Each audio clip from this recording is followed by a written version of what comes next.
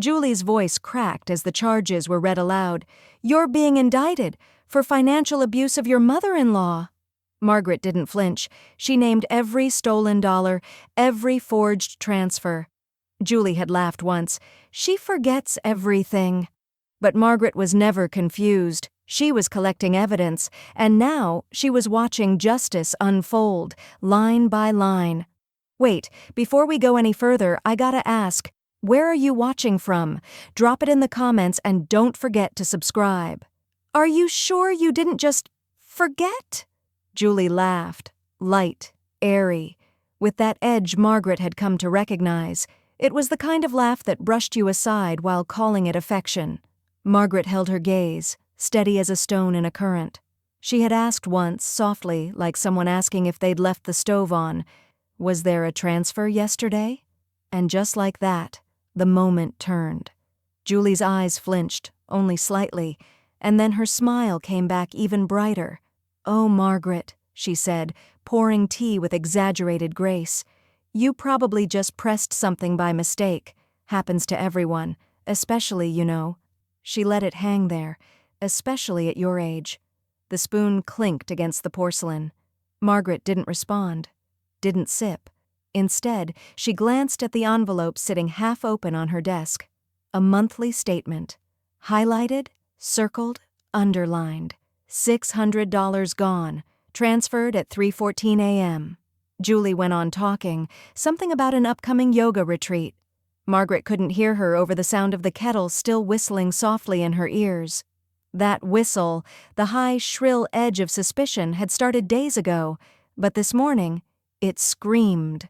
After Julie left, humming and barefoot, Margaret sat back in her chair. Her hands trembled, not with age, but with restraint. She could feel the heat in her chest, the bitter copper taste of insult. Not today. She walked to the back bedroom, where the air always smelled faintly of lavender and old paper. A quiet space. A thinking space. She opened the bottom drawer of her bureau and pulled out a new notebook. Black cover, clean pages, no margin for error. She sat at her desk and wrote the first line in deliberate, careful strokes. April 3rd, $600 missing. No authorization. Then underneath, in smaller letters, "She laughed when I asked." The pen moved with a clarity she hadn't felt in weeks. There was no forgetting this. No soft laugh to erase it. Just ink. And the first entry of what, in time, would become the record. Margaret kept quiet for days. She didn't ask again about the money. She let Julie's jokes continue, let the misplaced mail and the misfiled bills pile up. She let it all breathe, like bread proofing before the bake. She noticed more now. The way Julie hovered a second too long when bringing in her purse from the car, the hushed tones when she spoke with Margaret's son behind closed doors, the scent of her perfume on Margaret's bedroom doorknob, where she had no reason to be. One afternoon, pretending to do her crossword, Margaret watched Julie drift through the study. Her daughter-in-law dusted the bookshelves absently, but her eyes locked briefly, too briefly, on the drawer that had once held Margaret's checkbook. Julie didn't touch it, not while Margaret was watching. But that night, when the lights were out, Margaret got out of bed and knelt by the desk. The drawer had been opened. She didn't need a mark to know it. She could feel it. The alignment was off. The handle slightly turned. A minor thing, but when you've touched the same drawer every morning for 14 years, you notice the whisper of difference. She returned to her notebook. April 9th, desk drawer disturbed, no visible theft, realigned. The record was growing. It was raining the day Margaret ordered the camera. She chose a small one, motion activated, Wi-Fi enabled, discreet. She placed the order from her tablet while Julie folded laundry in the next room. When it arrived, Margaret unboxed it with surgical care. The plastic crackled faintly. Her fingers were slower now, but exact.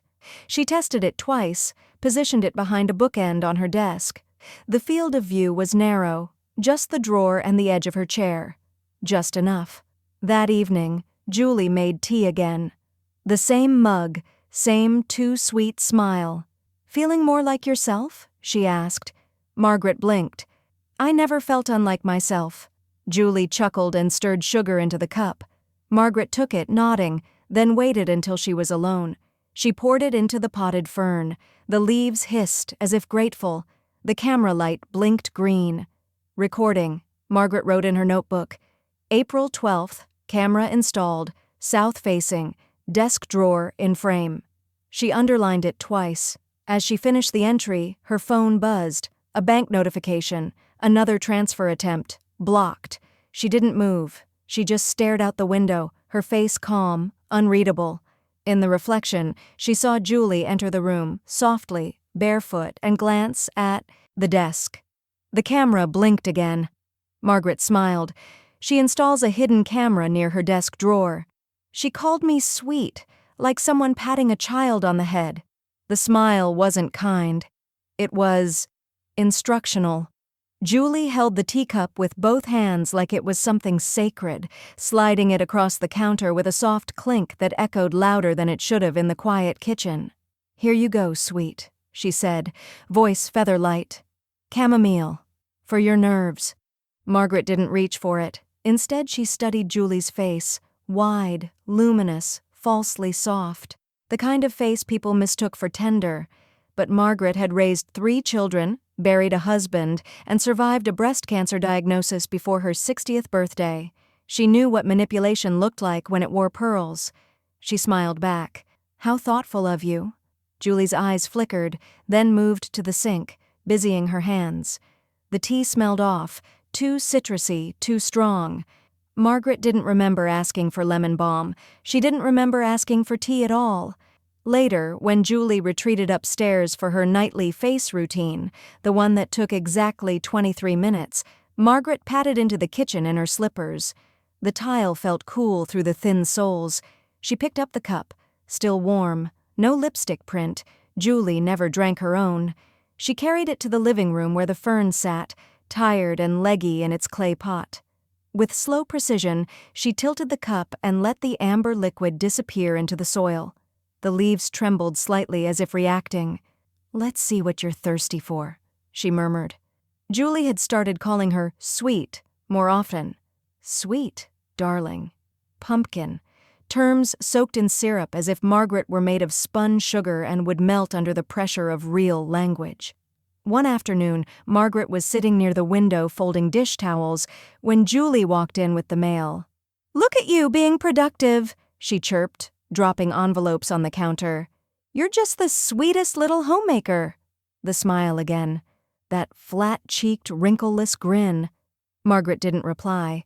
She watched Julie leave the stack a little too carefully on the edge. Margaret waited until she heard Julie in the den on a call. Then she approached the stack. It was lighter than usual. She shuffled through it. Cable bill, grocery coupons. Where was her statement from Capridge Mutual? Gone. The next day, Margaret pretended to nap in her reading chair, eyes closed, ears open. She heard the faint rustle of paper, the tap of keys, then the floorboard, just one, that always creaked near the mail drawer. "Just organizing," Julie said later, unprompted. "You know how things pile up." Margaret didn't answer. She was watching her fern. The leaves looked shinier, stronger. That night, she took her checkbook from the desk drawer, the one she now knew Julie liked to inspect during her cleaning. She slid it into a lockbox, not the obvious one in her bedroom, but the backup, the one buried beneath winter scarves in a hall closet drawer that no one had touched since her son's wedding.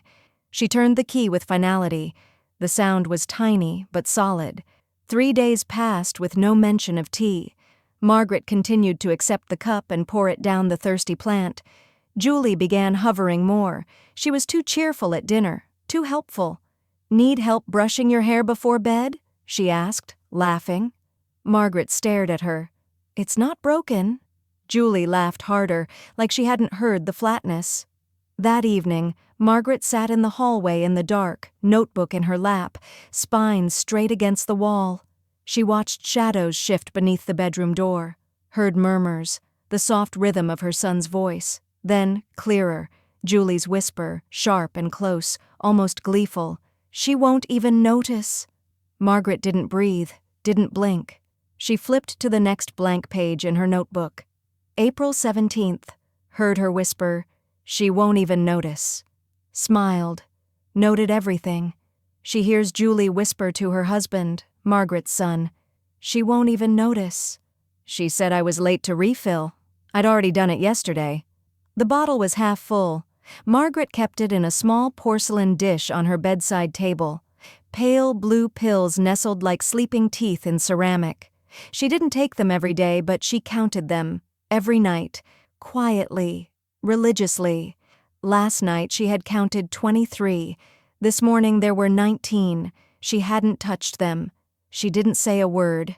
"Margaret," Julie called out, appearing in the bedroom doorway with her usual faux concerned smile. "You forgot to pick up your cholesterol refill again. That's twice this month, sweet. You want me to run by the pharmacy?" Margaret blinked at her. "I picked it up yesterday." Julie tilted her head. "No, hun, you didn't." There it was again. That tone, the performative warmth, the slow syllables like she was explaining a toy to a toddler. Julie walked to the nightstand, glanced at the bottle, and gave a soft little tsk. "You must be thinking of last week. No biggie. I'll handle it." Margaret stared at her long enough to make the smile falter. Then, just as slowly, she said, "Thank you, dear." Julie beamed, pivoted on her heel, and headed out. Margaret sat still, counted again in her head. 19. She waited until the front door shut. Then she moved. She reached beneath the bed, pulled out her handbag, and opened the Walgreens app on her phone. Prescription filled, 3:06 p.m. Yesterday. She tapped again. Pickup confirmed. Julie had lied. The next morning, she left the house before sunrise. The air was cool and smelled faintly of wet pavement and fresh newspaper ink. She took the long route, on foot, to the pharmacy, bundled in a scarf and coat, her notebook zipped into her tote. The pharmacist behind the counter, a young man with warm eyes and a wedding ring too new to be scratched, looked up and smiled. "Good morning, Ms. Tate. Everything okay?"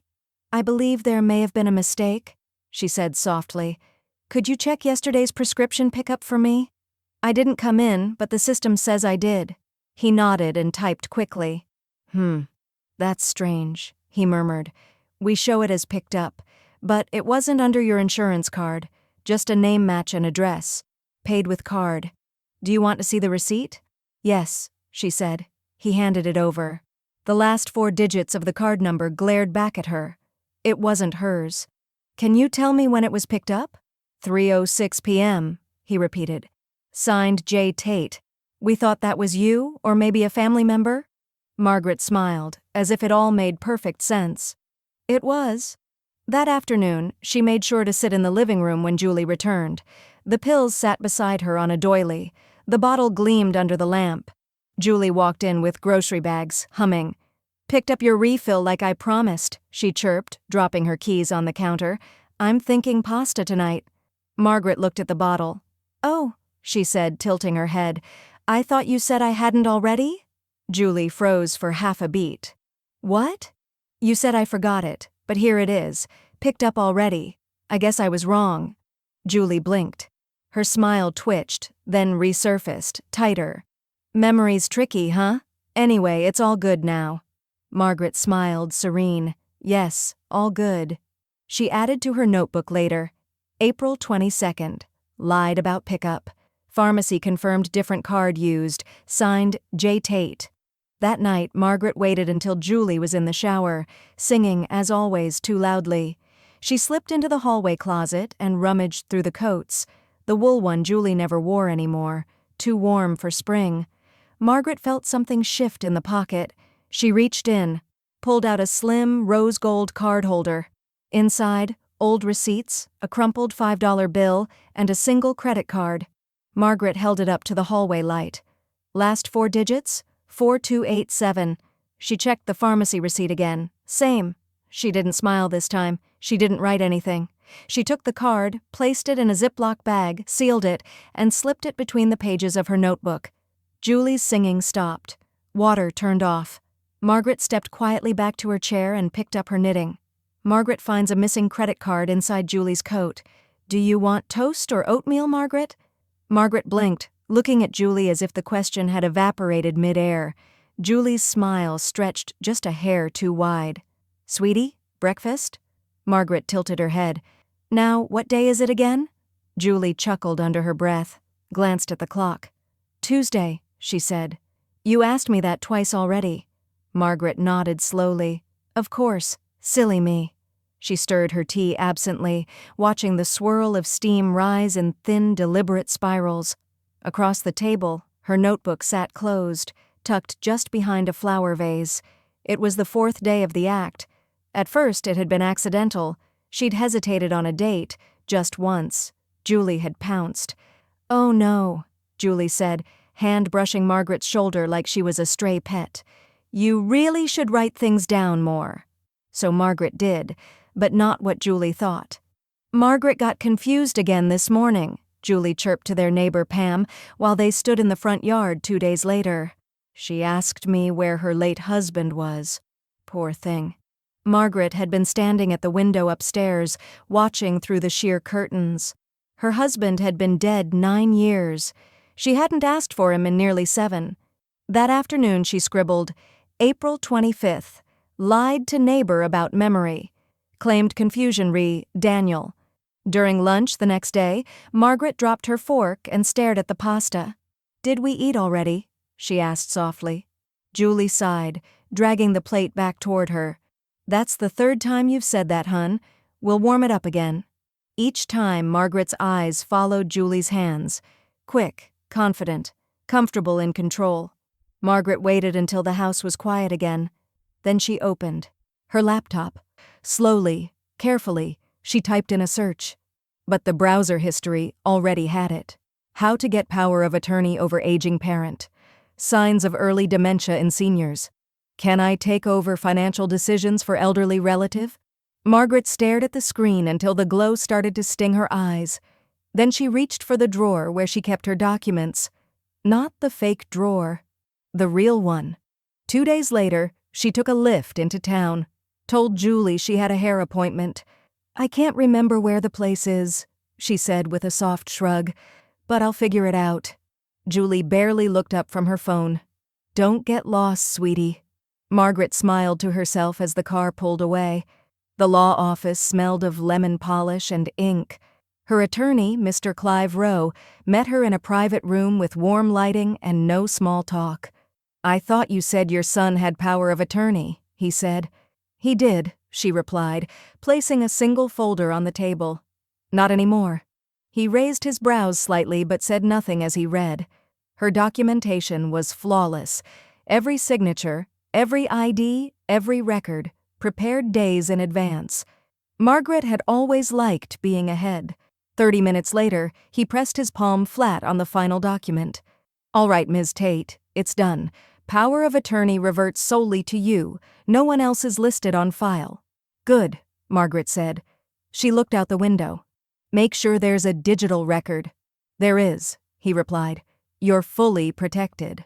As she stood to leave, her phone buzzed. She ignored it until she was back in the car. Upstairs in her bedroom that night, she opened her inbox and saw the subject line. From Rowe Legal Subject, confirmation of POA change. She opened it. "Change confirmed. You are fully protected." She sat still in the dark, lit only by the screen. Behind her, the house creaked with familiar sounds. Julie humming faintly downstairs, the dishwasher cycling. Margaret opened her notebook and wrote, "April 28th, POA transferred back to self, confirmed by attorney." And then, in small letters, "She thinks I'm shrinking. I'm crystallizing." Her attorney emails, "Change confirmed. You are fully protected." She asked why I changed the lock on my drawer. I told her I forgot the old one. The lock clicked into place like a bullet sliding into a chamber. Smooth, final, unmistakable.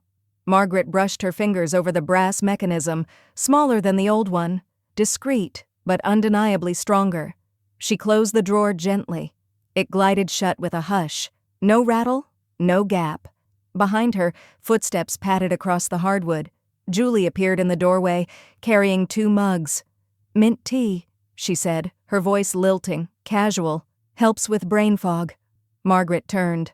"Lovely." Julie squinted at the desk. "Is that a new lock?" Margaret looked at it, then back to Julie with practiced confusion. "Is it?" Julie laughed. "You're funny. Why'd you switch it?" "I forgot the combination to the old one," Margaret replied, letting the silence stretch until Julie's smile tightened. 2 days earlier, Margaret had taken a slow walk into town under the pretense of needing fresh air. She carried nothing but her ID and a plain leather folder. At the corner of 8th and Main stood a red brick building with old ironwork over the windows, Belridge Federal Credit Union. Newer staff, smaller footprint, stricter security protocols. It smelled of ink and cold metal when she stepped inside. She asked for a manager. She was calm, precise. By the end of the hour, her life was quietly rewritten. New checking account, new savings, all transfers disabled unless done in person. She moved her remaining funds, every cent, into the new bank. Left just $324 in the old account. Then, with exacting care, she enabled notifications. Every transaction, every login, every denial. That night, Julie handed her a bowl of soup that smelled over-seasoned and watched her eat it too closely. "So how's everything today?" Julie asked. Margaret chewed slowly. "Quiet." Julie reached for her wine. "You still using that same bank, by the way? I've been meaning to help you set up paperless billing." Margaret blinked. "Bank?" Julie's smile faltered, then recovered. "Never mind. Just let me know if you need help remembering your passwords again." Margaret folded her napkin neatly, dabbed at the corner of her mouth. "Of course, dear." The next morning, Margaret left her laptop open on the kitchen counter, on purpose. The screen glowed faintly with the login page to her old account. Julie passed behind her 3 times, each time pausing just a little longer than she should have. By noon, Margaret saw the first attempt.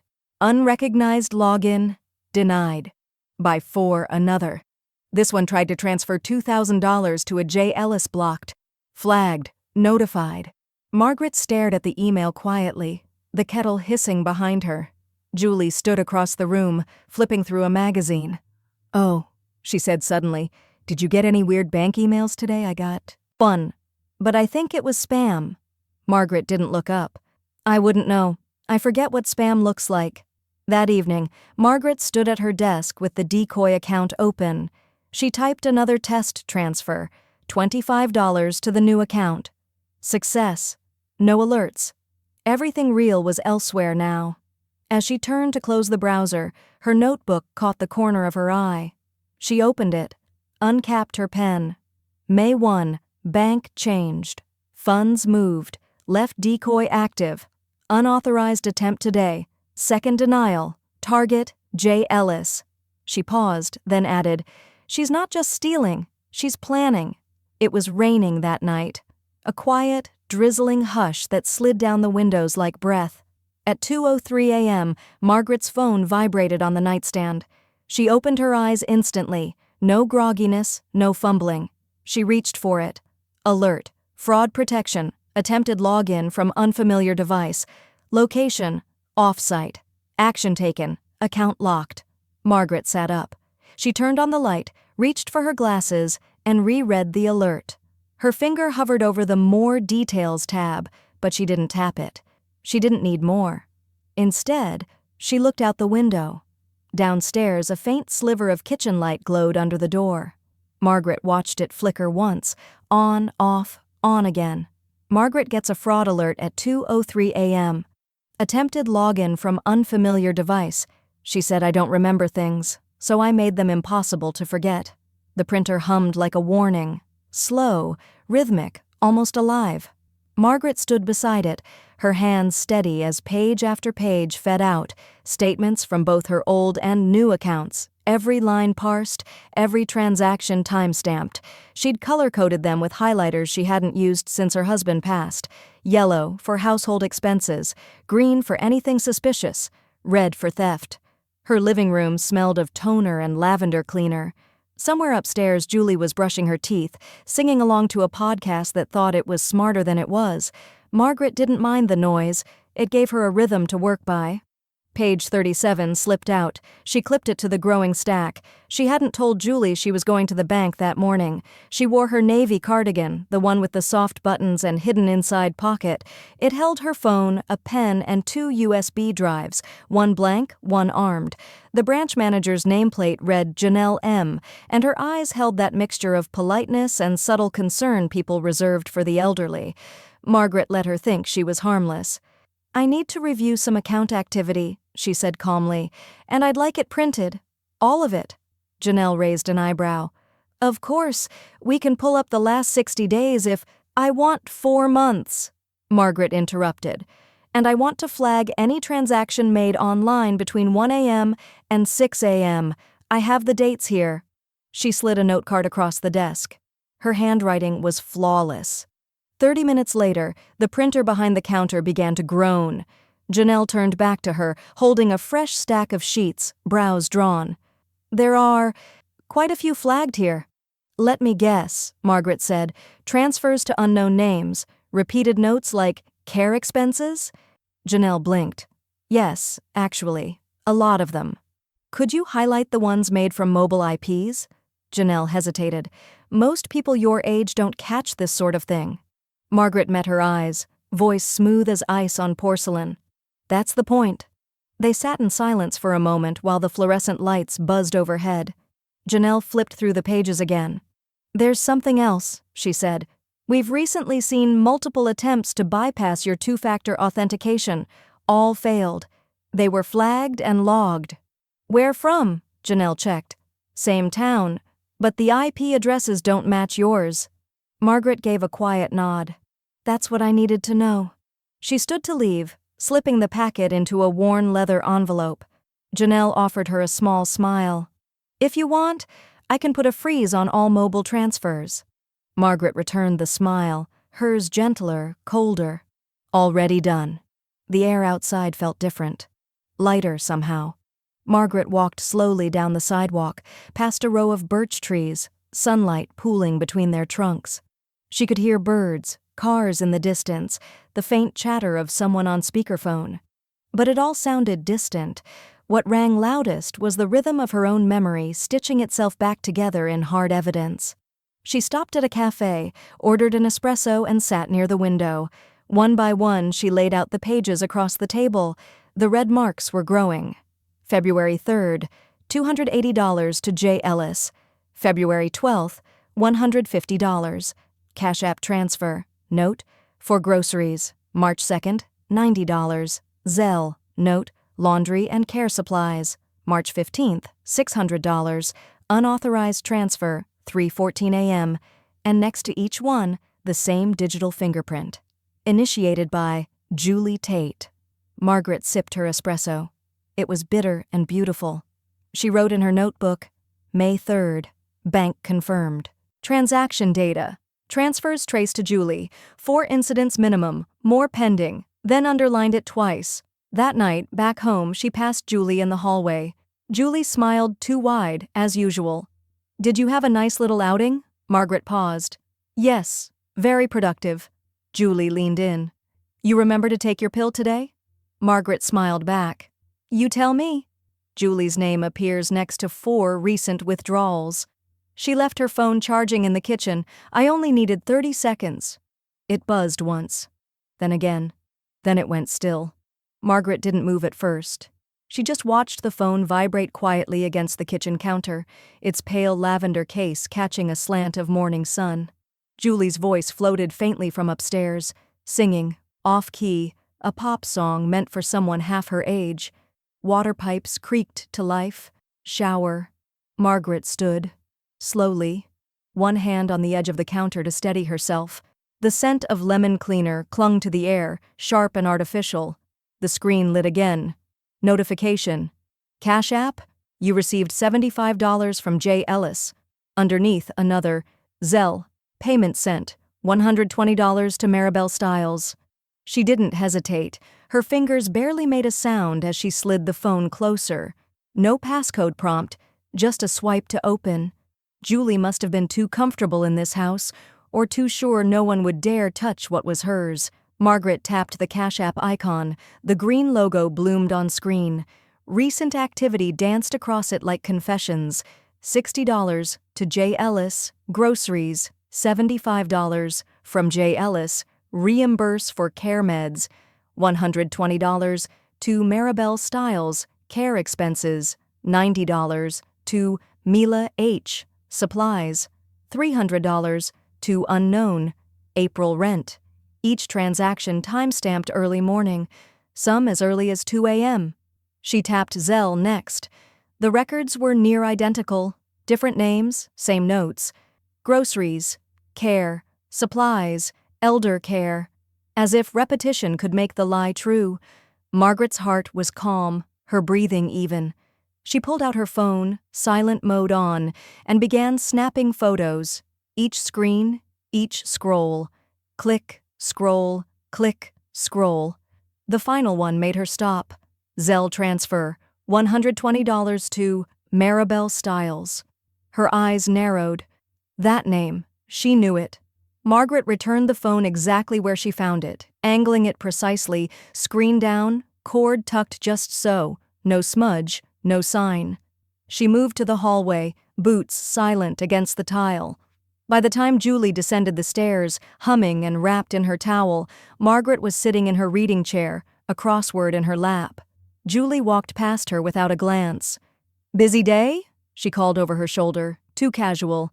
"Depends on what comes up," Margaret said, filling in 13 across, facade. That afternoon, Margaret walked to the edge of town under a gray, cloud-heavy sky. She moved slower now, but her mind burned. She stopped at the corner salon, a place with a bright pink awning and chipped gold letters, Maribel's House of Hair. The woman inside wore thick lashes and a skeptical look. "Can I help you, hun?" "I'm looking for someone named Maribel Stiles," Margaret said, her voice warm. The woman raised a brow. "You found her." Margaret nodded. "I was just curious. Do you know a Julie Tate?" There was a pause. Something flickered across Maribel's face. Recognition, then irritation. "That woman?" she said. "Bounced 2 payments, claimed her mom was dying, said she'd circle back with cash. Never did." Margaret smiled softly. "Interesting." Maribel folded her arms. "You a friend of hers?" "No," Margaret said, stepping back toward the door. "Just someone she thinks isn't paying attention." That evening, Margaret sat at the kitchen table with a fresh sheet of paper. Not her notebook this time. This one she would keep visible. She wrote down the names, J. Ellis, Mila, H. Maribel Stiles, next to each, the date, time, and dollar amount. Julie walked in mid-writing. Her eyes flicked to the paper. "What's that?" Margaret didn't look up. "Just tracking a few things I forgot." Julie laughed. "I thought we weren't doing memory games anymore." Margaret smiled at her. "We aren't. This one's a test." Julie's expression twitched. "Right. Let me know if you need help reading the statements." Margaret looked at her directly. "I've gotten quite good at reading." That night she added a new entry to her notebook. May 6th. Found unlocked phone. Photos taken of Cash App Zelle records.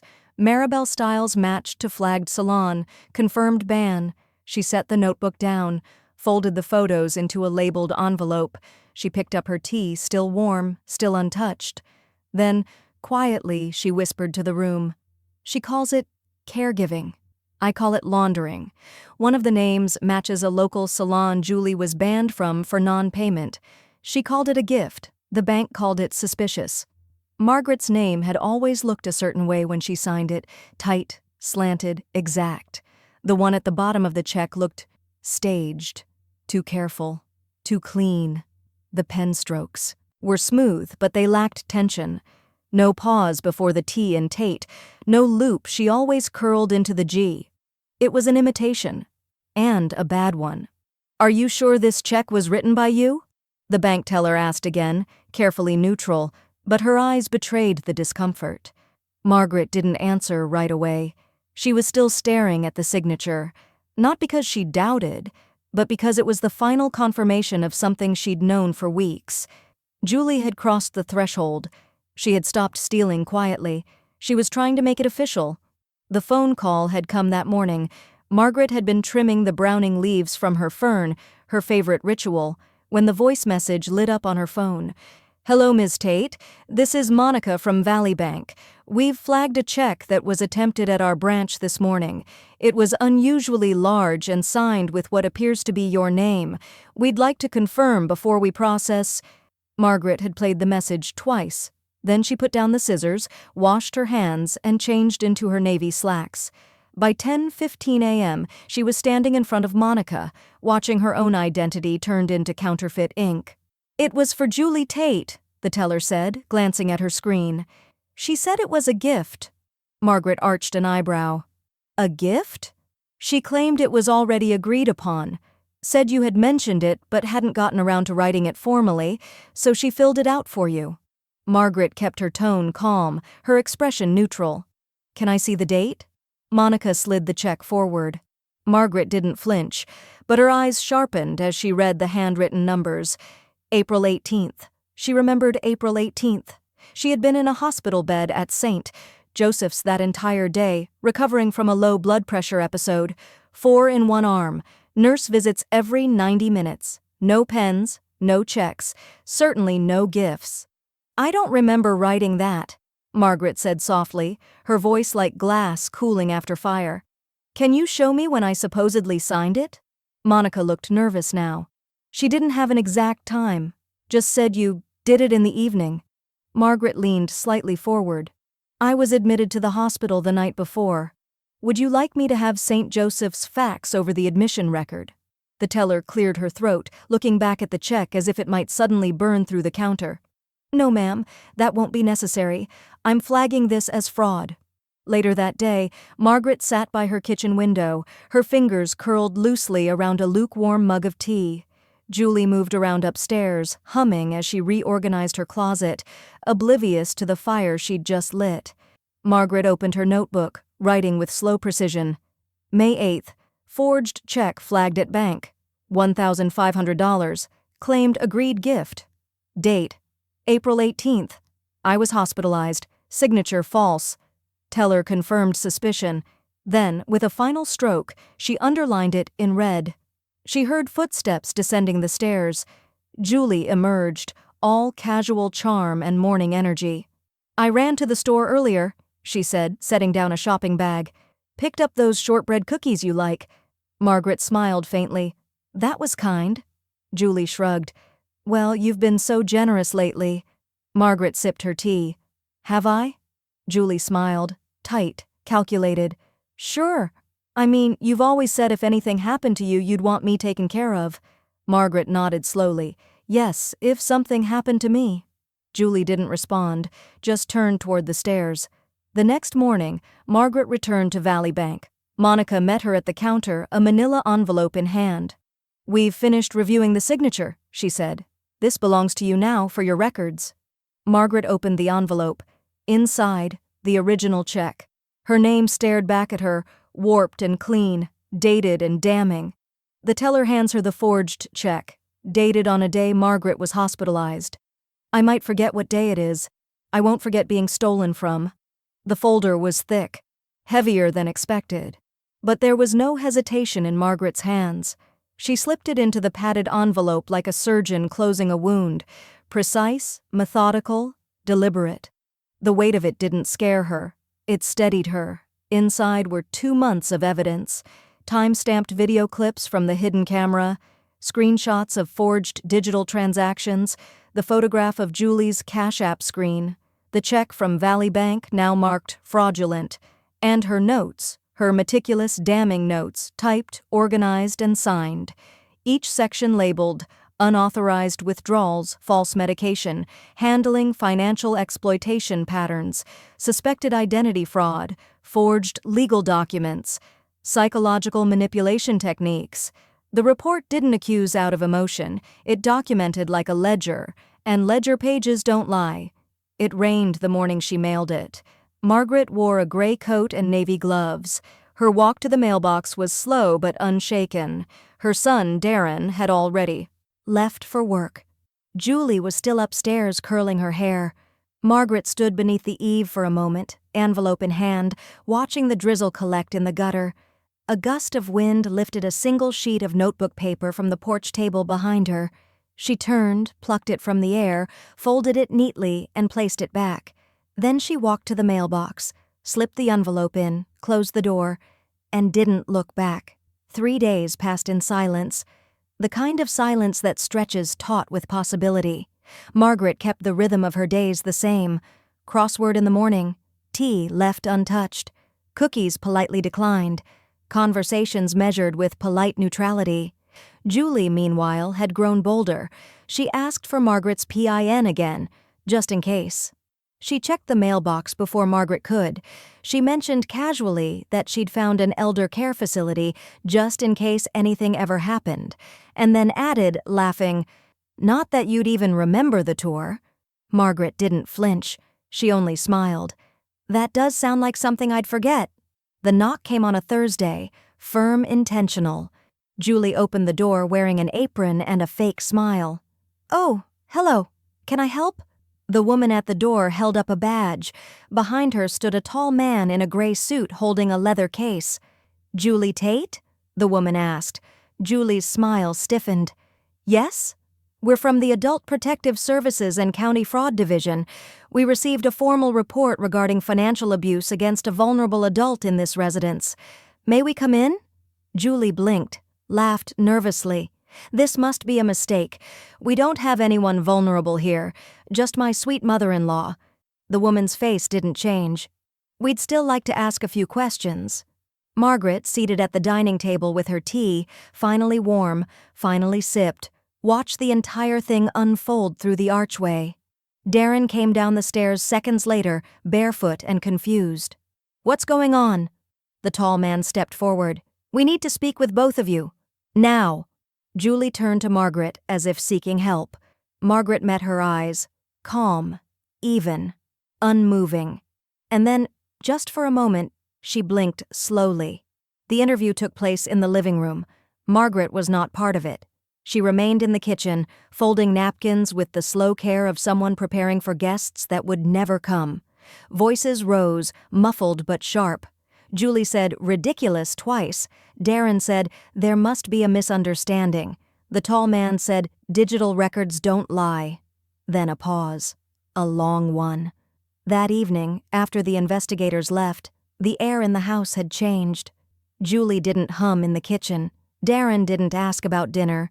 Something had settled in the corners, heavier than dust, sharper than suspicion. Margaret took her tea to her room. She sat at her desk, opened her laptop, and checked her email. There it was. From APS Legal at county.gov. Subject, Legal Notification. Case 479-TATE. Margaret Tate, you are listed as a cooperating witness in the pending investigation of elder financial abuse. Your subpoena is attached. A separate hearing date will be issued. She stared at the screen for a long moment, then reached for her notebook. May 12th. Formal case opened. Anonymous report accepted. Subpoena issued. They came to the door. Julie's voice cracked. Darren said nothing. She closed the book, smoothed her hand over the cover, and smiled, slow, small, real. Margaret receives a subpoena as a cooperating witness. She laughed and said, "She forgets everything." I stirred my tea. The knife paused halfway through a piece of cantaloupe. Margaret didn't look up. She stirred her tea slowly, round, deliberate motions, one hand on the saucer, the other steady at the wrist. Across the table, laughter erupted. Julie's laughter. "Oh, Mom," she said brightly. "You know she probably doesn't even remember what we're celebrating." More laughter followed. Darren chuckled weakly. Their neighbors, the Harts, invited last minute, smiled politely. The baby in the stroller next to them began to fuss. Someone poured more orange juice. Margaret didn't flinch. She just stirred. Brunch was Julie's idea. "We need to show everything's normal," she had said a few days after the APS visit. "We can't let people think anything's weird around here." She invited 4 couples from the neighborhood and told Margaret to dress light. Said it was just family and friends. Margaret wore her pearl earrings and the pale blue blouse with buttons she could still fasten without help. Julie made a spread: quiche, fruit salad, croissants, and a centerpiece of tulips that smelled faintly of vinegar. She moved around the room like a game show host, all teeth and charm, touching shoulders, topping off glasses. But there was something new in her eyes, a tension, the kind that comes when pretending feels like labor. Margaret listened. Julie brought up the word decline 3 times before the first course. Once while explaining why Margaret no longer handled the family's grocery runs, once while suggesting she might need help sorting medications, and once, loudest of all, while recapping a story about Margaret trying to microwave a cold cup of tea. "She put a metal spoon in it," Julie said, hand over her heart in mock horror. "Sparks flew. I had to explain that to her again, bless her." Everyone laughed, unsure if they were supposed to. Margaret's spoon clinked gently against porcelain. She smiled faintly, then tapped her phone once beneath the table. Voice recorder? On.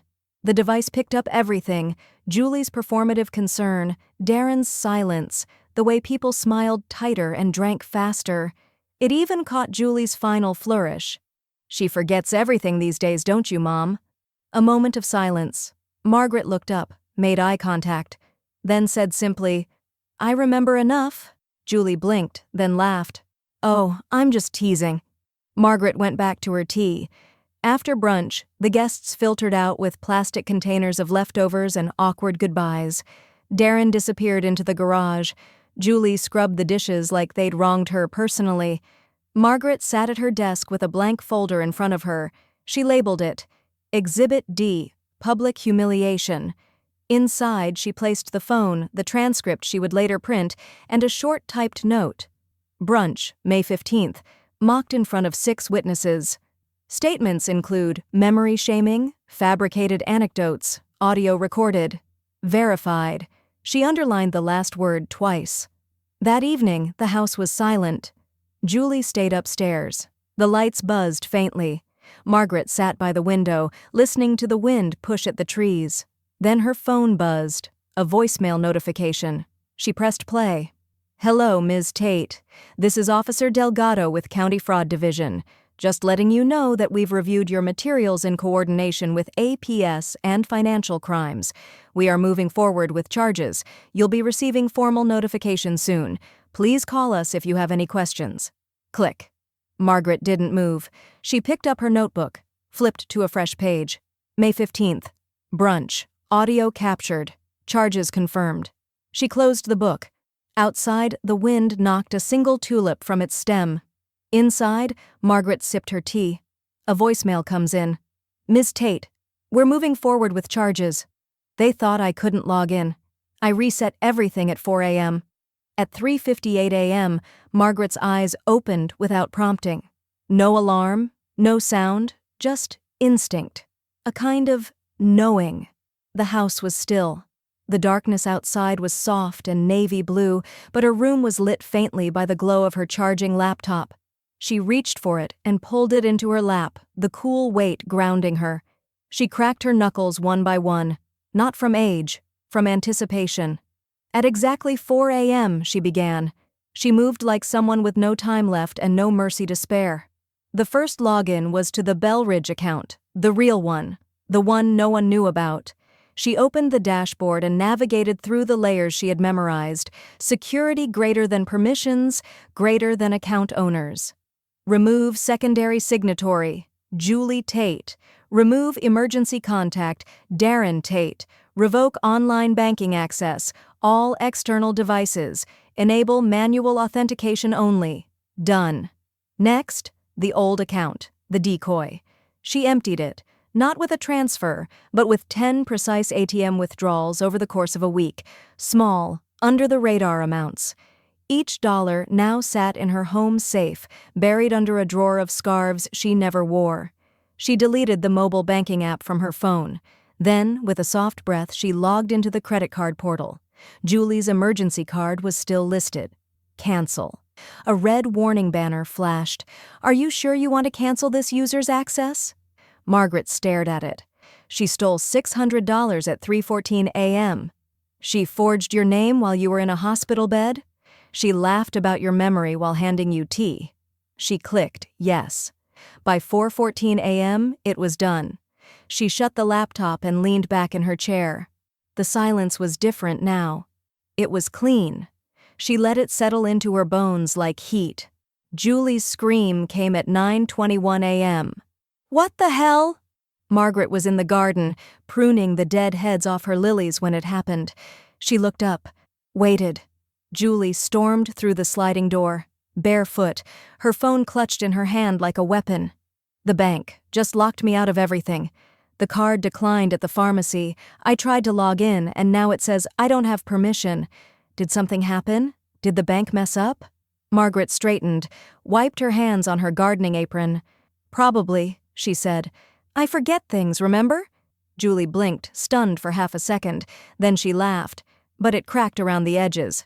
"This isn't funny. Darren said he didn't change anything." "Oh, Darren!" Margaret shook her head slowly. "Poor thing, always a step behind." Julie didn't reply. Her eyes narrowed. But Margaret was all ready, turning back toward her flowers.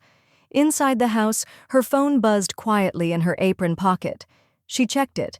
Text from Clive Rowe, attorney. "Service papers en route. Estimated delivery, 11:45 a.m. She looked at the time, 11:16 a.m. At 11:43 a.m., Julie was in the living room, talking loudly on the phone, probably to Darren, or someone who'd pretend to care long enough to buy her time. Her voice was tight, scared. Margaret sat calmly at the kitchen table with a crossword. 7 down, betrayal, 7 letters. She didn't need the answer. She lived it. The doorbell rang. Julie paused mid-sentence. "Hang on." She walked to the front door, glanced back, then opened it. 2 men stood on the porch. "Julie Tate?" She didn't answer fast enough. "We're here to serve official court documents regarding a pending investigation into financial abuse, fraud, and coercion. You are named in the complaint." Julie stared at them, slack-jawed. "We recommend you retain counsel. You'll be expected in court within 14 days. They handed her a sealed folder. Margaret stood in the doorway to the hall now, silent. Julie turned to her, face pale, lips parted. You did this," she said. "You called them. You turned this into a whole thing." Margaret raised an eyebrow. "I thought I forget everything." Julie held the papers like they were burning through her skin. "You don't know what you've started." Margaret stepped closer, calm, rooted. "No," she said softly. "You don't know what I've finished." Julie's face drops when served court papers at the doorstep. She laughed at my notebook. The DA called it airtight. The detectives didn't touch the notebook right away. They looked at it like it was a relic, small, leather-bound, gently worn around the edges. Margaret placed it on the table without a word. It sat between them like a living thing, humming with history. Detective Lowell leaned forward. His partner, Ramirez, took out a recorder. "Can you confirm what this is, Ms. Tate?" Lowell asked. "It's my memory," Margaret said, "the one she thought I didn't have." The dining room had become something else now, a war room in disguise. The floral curtains still swayed softly in the breeze, and the faint scent of Julie's overused vanilla candles lingered in the corners, but the table was covered in carefully labeled manila folders, plastic-wrapped USB drives, a burned DVD, and the notebook. Lowell opened it slowly. Every entry was dated. Bullet points, quotes, timelines, names, cross-referenced with bank statements and call logs. There were no rants, no rambling, just evidence. Ramirez muttered, "Jesus." Julie wasn't in the house. By agreement, she'd been told to leave during the collection. She'd protested at first, loudly, but Margaret had simply smiled and said, "Why don't you go take one of those walks you keep recommending for my clarity?" Julie slammed the door behind her. The detectives spent 3 hours gathering it all. Every log from the hidden camera, dated and cataloged. Audio clips with timestamps, screenshots from Julie's unlocked phone, the check, the credit card cancellation receipts, the report to Adult Protective Services, a full outline of every interaction with witnesses, from neighbors to bankers to pharmacists. "What software did you use to track all this?" Ramirez asked. Margaret blinked. A pen. And time. Later that week, she was called to a closed-door meeting with the district attorney. The office was colder than she expected, decorated with clean lines and the kind of art meant to be ignored. The DA, a woman named Patrice Downing, looked tired, but sharp. A predator, not prey. She tapped a finger on the folder in front of her. Ms. Tate, I just need to tell you, this is one of the cleanest cases I've seen in 5 years. Margaret didn't smile. She said I was imagining things. Downing opened the notebook, flipped to a highlighted entry. This isn't imagination. This is litigation gold. She picked up the forged check. Elder confusion was what Julie's lawyer had filed in her initial statement. That Margaret was mistaken, not malicious, just confused. A misremembered date. A misunderstanding. Downing dropped the check back on the desk. She said you're confused. I think she should be confused about prison time. Margaret raised an eyebrow. Downing continued. Your logs are more organized than half my staff. You tracked her better than our case software does. I'm not exaggerating. The next day, it became official. Margaret sat quietly on the courthouse bench, sweater folded neatly over her lap, while Julie paced nearby with her attorney, red-faced and visibly rattled. The clerk stepped out and called the names. Julie Tate, she said clearly, you are hereby charged with 1 count of elder financial abuse, 1 count of identity fraud, and 1 count of felony-level coercion of a dependent adult. Julie turned white. Her voice shook. This is insane. She's old. She forgets everything. This is going too far. Margaret stood. I forget dates, she said quietly. Not betrayal. The courtroom hushed. Julie's lawyer muttered something about plea options. Margaret walked past them without looking back. Back home, she opened a new folder. Exhibit E, Indictment. She slid the charge sheet inside, along with a printed quote from Downing. She tracked you better than our software does. She closed it, slid it into her cabinet, picked up her pen. May 20th, charges filed. Formal, public, defense blames confusion. DA calls it airtight. She tapped the pen once against the page, then again. Outside, a car door slammed. Footsteps. Darren, probably. She didn't get up to greet him. Julie is formally charged with elder financial abuse. She said I misremember. I recited account numbers by heart. The courtroom was too cold. Not from temperature. Something colder. More permanent. Like marble or the silence between betrayals. Margaret sat still at the witness table, hands folded, spine straight, eyes forward. She wore a charcoal gray blazer and pearl earrings. No makeup, no theatrics. Just presence. Julie sat across the room, behind her lawyer. She looked smaller in real life than she had in Margaret's mind. Less threatening now, but no less dangerous. Her nails were immaculate. Her expression, not. Margaret didn't look at her son. Not yet. The prosecutor cleared her throat. Ms. Tate, thank you for being here. Margaret nodded once. Of course. Could you please describe your relationship to the defendant? She is my daughter-in-law. She married my son, Darren Tate, 12 years ago. And at any point, did you give her permission to access your financial accounts? No. The DA walked slowly to the table and held up a printed bank document. Do you recognize this?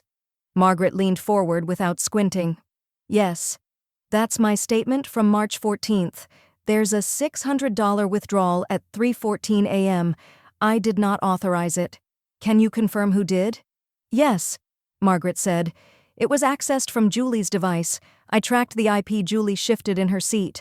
Her lawyer leaned in but said nothing. The defense attorney stood, all courtroom polish and forced charm. Ms. Tate, you've described a very detailed history here. May I ask your age? 78, she replied. And you remember all of this clearly? I do. He smiled slightly, gesturing to the evidence table. You've brought notebooks, spreadsheets, printouts, audio logs? Do you normally keep such detailed records? Margaret nodded. When I'm being robbed, yes. A few jurors stirred. The attorney pushed. It's possible you could have misremembered, though. A date, an entry? Margaret tilted her head. You think I hallucinated a forged check? He paused. She didn't. In fact, she said, her voice even, would you like the account numbers? Sorry? The accounts. The ones she accessed. I know them. The judge raised an eyebrow. Margaret didn't break eye contact. Belridge Savings, ending in 6241. Old checking, 1172. Emergency credit card, 0339. Cancelled on May 3rd. I have the cancellation notice if you'd like that too. There was a silence that didn't belong to the room. It belonged to something much deeper.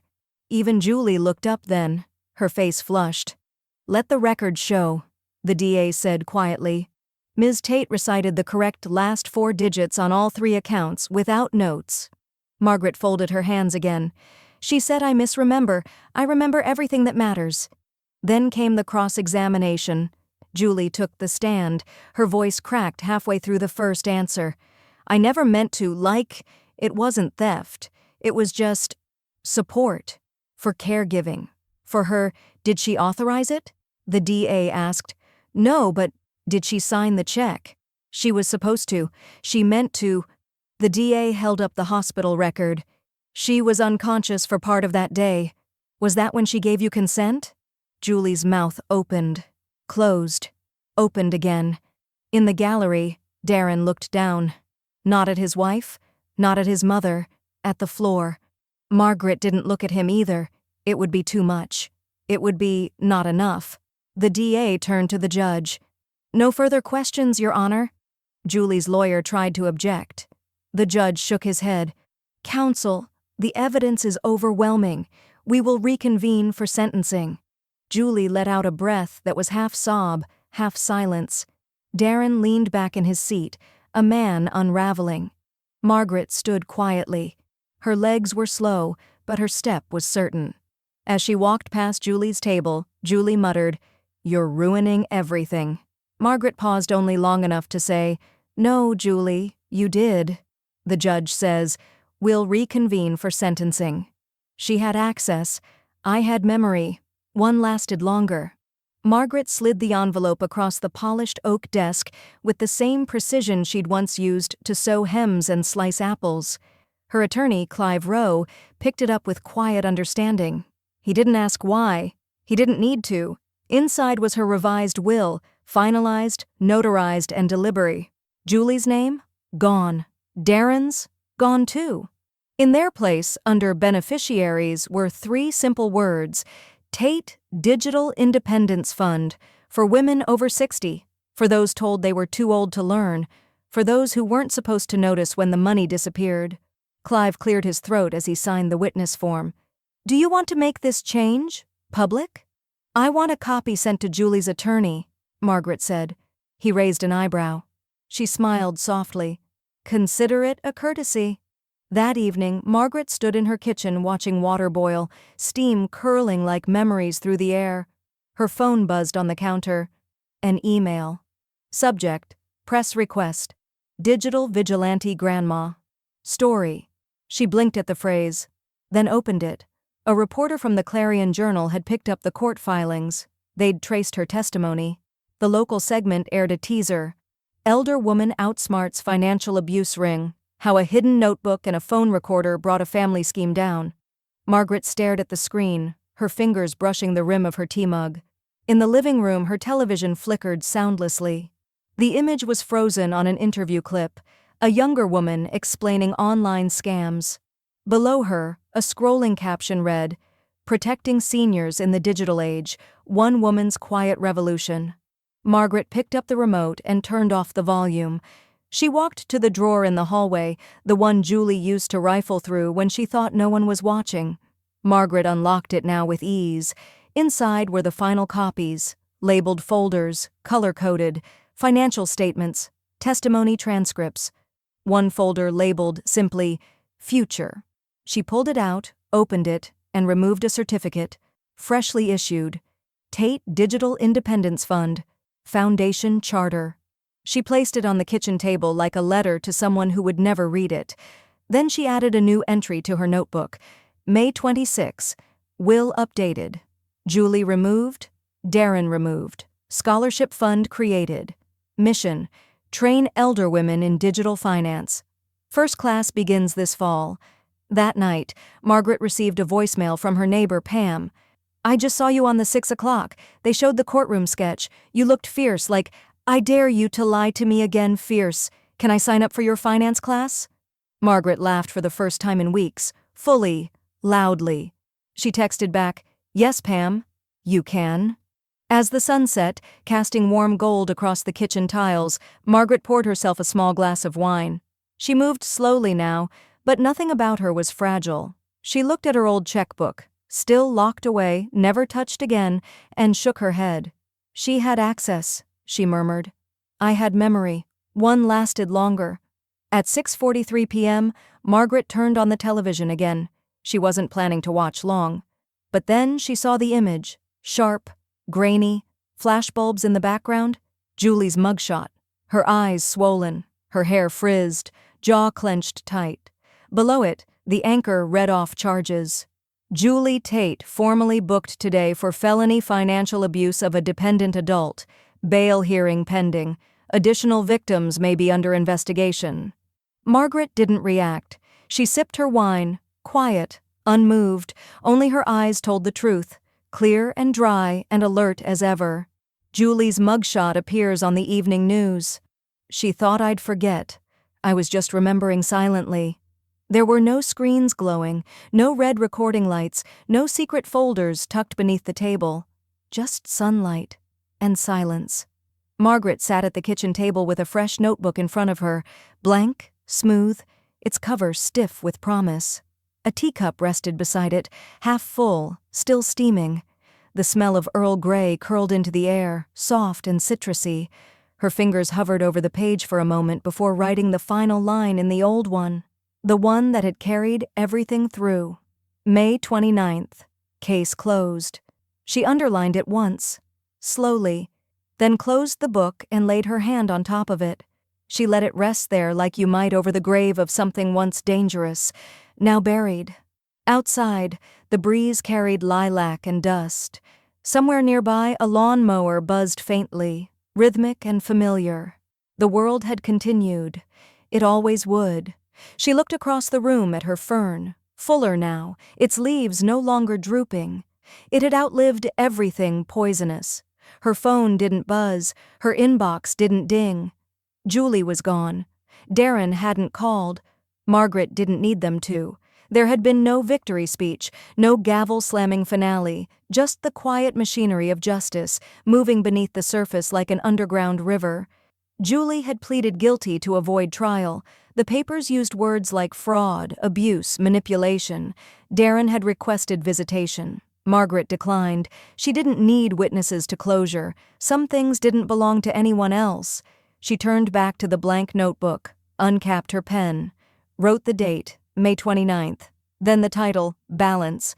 A knock broke the stillness. Not urgent, not cautious, just present. Margaret stood, joints stiff but willing, and walked to the door. She opened it slowly. It was Pam, from next door, holding a bouquet of fresh daisies, wild and imperfect. For you, Pam said, breathless and smiling. I saw the article. You're incredible. Margaret took the flowers, burying her nose in them briefly. They smelled like summer used to. Thank you, she said. Pam lingered on the porch. So, is the class really happening? The scholarship thing? Margaret stepped aside and gestured her in. Come in, let me show you something. They sat together at the table. Margaret cleared a space and pulled out 2 check registers, a calculator, and a laminated budget worksheet. Pam laughed nervously. I haven't touched one of those in years. Margaret smiled. That's the problem. She began simply, walking Pam through basic reconciliations, deposits, deductions, digital logs. It was quiet work, meditative, like knitting numbers into a blanket. Pam caught on quickly. Margaret nodded. You're sharper than you give yourself credit for. Pam looked up. You really think so? I know so. As Pam left with her new checkbook and a stack of printed guides, Margaret closed the door gently behind her. Then, back at the table, she turned to the last page of the new notebook and wrote, First lesson complete. First student empowered. The pen hovered for a moment longer. She tapped the nib once against the page. then wrote the final line of the chapter that had taken her everything. She joked about my memory. I remembered enough to take everything back. She joked about my memory. I remembered enough to take everything back.